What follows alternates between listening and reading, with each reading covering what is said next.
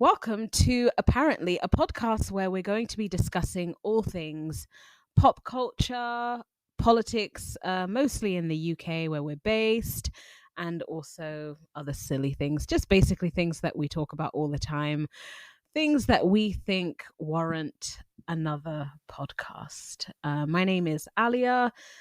I'm from London and I'm with my co host. Ladan.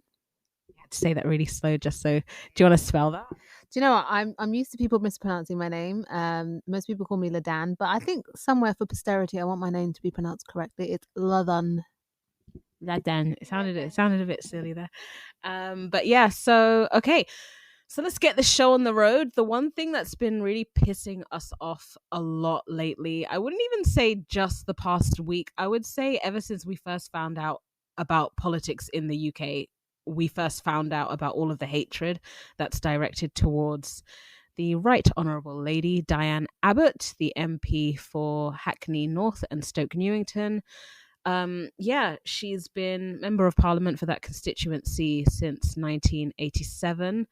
She is the first ever Black woman Member of Parliament elected into office in the UK.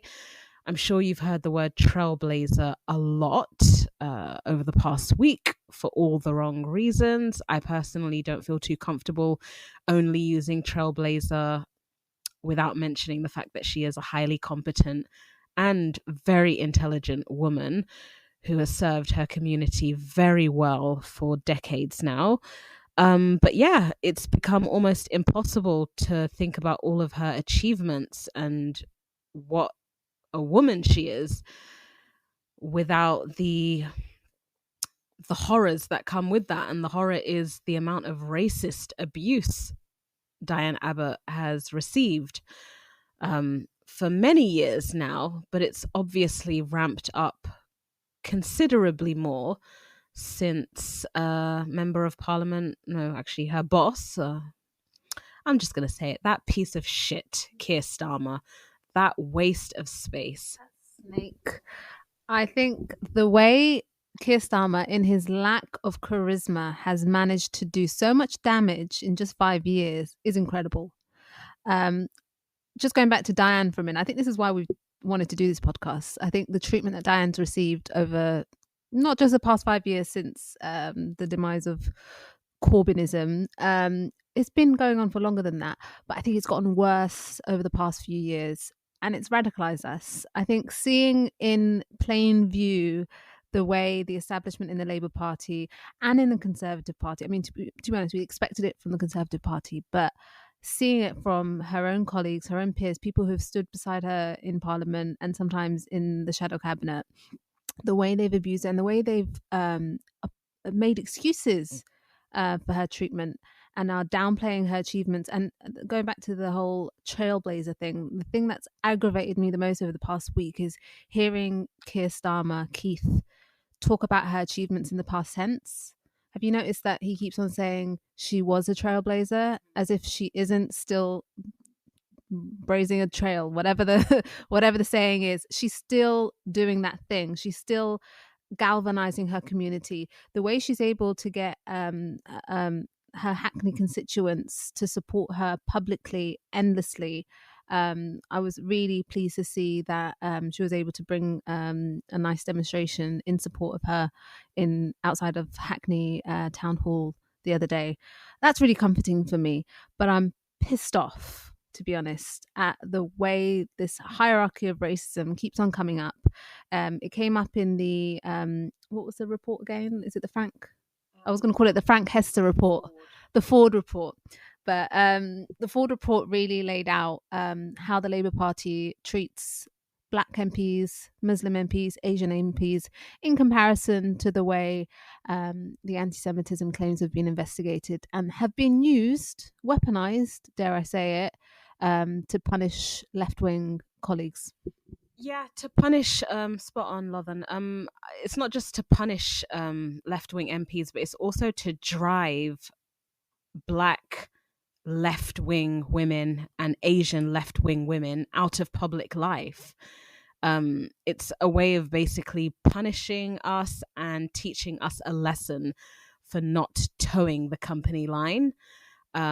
Just back to Diane Abbott, I think people don't understand the impact that this woman has on British politics. There would be no Dawn Butler without Diane Abbott. There would be no Kate Ossamore without Diane Abbott. There would be no Marsha D. Yeah, dare I say Kemi Badenoch as well without Diane Abbott. Even as someone who isn't in politics, I feel like I owe Diane as well for what she has basically done and what she continues to do. She's obviously a very strong woman, but that in itself can sometimes be considered a trope. But I just wish that she didn't have to be in this particular context. But just also going back, you lightly touched upon it, the hierarchy of racism. I don't think that we can bother with this podcast if we're not going to be explicit about a couple of things. There is a hierarchy of racism. Luciana Berger would not be treated the way Diane Abbott is treated and has been treated. A white Jewish female politician would not come anywhere near the level of malevolent racism and abuse that Diane Abbott has received. It would just be simply unheard of. It would never ever come close to this. It's just not possible. And obviously, yeah. Do you remember the Labour Party conference? I think it was in 2019, where Luciana Berger was flanked by security, and obviously there was a lot of press attention whipped up by the right wing of the party, if we're being honest, to present Luciana Berger as a victim of abuse by the left of the party. Luciana Berger hasn't received anywhere near the abuse that Diane Abbott has received. You will never see Diane Abbott being flanked by security at the call of the Labour higher-ups. Simply the fact that someone was able to give her a death threat without being arrested. Frank Hester said that she should be shot. Meanwhile, recently there was an Asian protester, I think she was Pakistani, a teacher who was protesting for Palestine with a sign that depicted Rishi Sunak and Suella Braverman as coconuts. Yeah, her name is Mariha Hussein. She's a 37-year-old woman. I believe that she is pregnant as well. She's carrying a child. She's recently been charged with a racially aggravated public order offense after, she is from the Asian community. She was satirizing Rishi Sunak and Cruella de Vil Braverman, just awful woman, by basically holding a placard that depicted them as coconuts, which is perfectly fine if you are from that community. These are the types of in-jokes that people have within their groups. But the fact that she's been charged for this, and then you've got people like Frank Hester getting away with saying that Diane Abbott makes you want to hate all black women and that she should be shot, putting Diane Abbott at risk, and also raising a flag to say that it's okay to attack all black women. It's just outrageous. It's just, it really is a sign of the times that we're living in the United Kingdom. It really is reflective of a very anti-black, very anti-Asian, very anti-Muslim landscape in the United Kingdom at the moment. It's quite scary, but it really does beggar belief that we're having to experience this and witness this, whilst also having to basically accept that the marches that we're going on against a genocide, an ongoing genocide in Gaza, in Palestine, that those are considered hate marches. It feels like we're living in the upside down right now.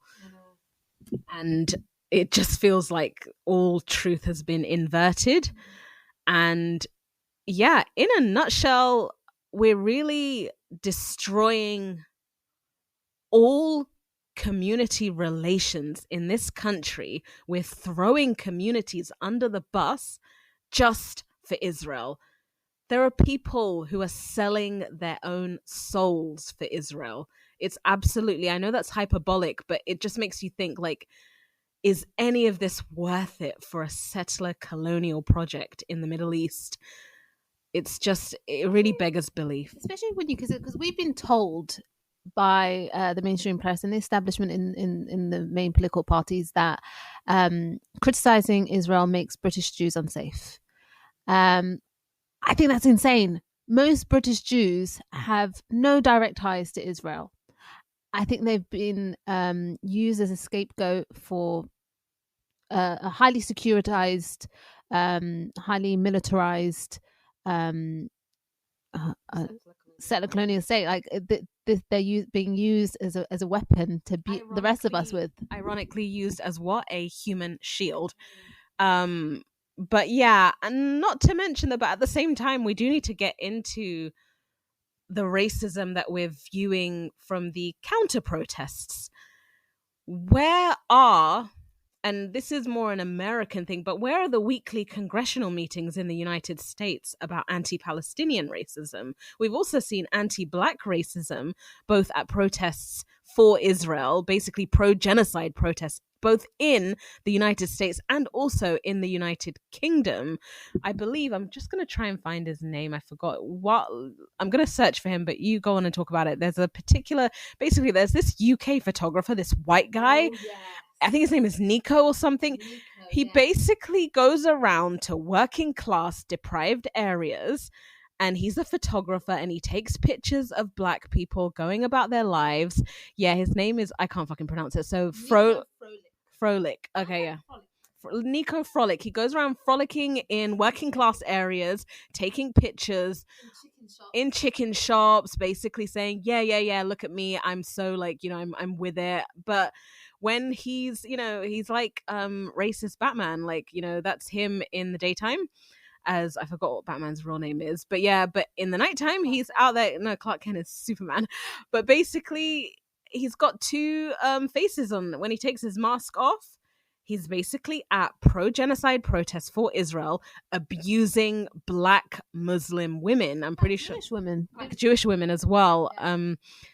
And yeah, I'm pretty sure he also said that he was doing a DEI course to, you know, basically that's typical class of June 2020. I'm listening and learning Black Square sort of accountability from white people, white Jewish people. His racism comes from a place of you know, supremacy as well. There's all types of supremacy, and we can't discount that one either. But yeah, it's just pretty shocking times, I would say, in the UK. What did he say in his apology? He's listening and learning. He's listening and learning. I mean, you've got to go to his Instagram. It's the different stages of denial. The first one is outright denial, where he's saying that he's being maliciously slandered and people are trying to assassinate his character. Just for context, what he did at that protest was scream abuse at Black Jewish women. He said fuck Palestine as well. Yeah, and he stood, I don't want to use our name, apparently he stood on her hand as she was carrying a poster to protest against the genocide. But yeah, going onto his Instagram, you can obviously see the fetishizing of the Black working class community. And then you can go on to his first denial, saying that people are orchestrating a hate campaign to maliciously slander him. That's his first statement. I mean, it's just typical cry bully behavior, like when you basically attack people and then you end up crying as if you've been bullied. It's not surprising. And then his second statement is that he's aware that he said something when responding to a provocative protest. Obviously, at this point, videos had come out, so he had to come on the defense. And then his third and final statement on his Instagram is an actual apology. But you can see kind of the lack of transparency and the lack of truthfulness from this individual. Hopefully, he loses his job, but I don't think we're seeing that repercussion when you see racist Zionists abusing protesters, but the spotlight is on us. I'm pretty sure they always said that the Palestine issue was always the canary in the coal mine. one of the biggest victims, ironically, of cancel culture. If you only heard about cancel culture from cancerous little toads like Ricky Gervais, you would think that the only people who are victims of so-called cancel culture are hideous, ugly, unfunny, talentless British comedians like Ricky Gervais. But actually, when you really look into the real definition of cancel culture, pro-Palestine activism has always been something that could get you to lose your job immediately. You would be driven out of public life, losing your job, your livelihood, your place at university. Websites like Canary Mission and the like. Yeah, so I do not see those same consequences leveraged against pro-genocide, pro-Israel, pro-Zionism, pro-genocide activists. Be good to check in on that absolute villain, Selma Blair, but we'll do a podcast on Selma Blair another day.